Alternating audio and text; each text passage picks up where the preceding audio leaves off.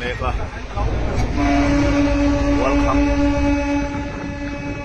ra ba ka tu kai do de hey leiver ra kan lu do ne leiver bay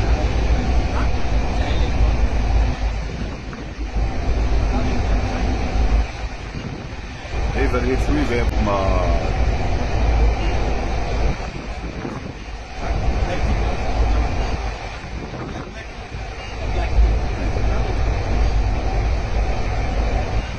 welcome si huya tanga welcome sẽ thấy mà lấy về thì đại hay cần tràn rây xếp mày alo xây về khóc mày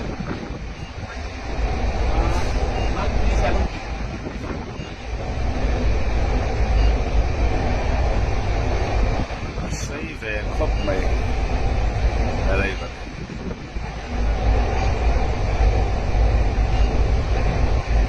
tràn xuống đó để sau đó em phải về eso sí, leiver tämä luonteen päälle.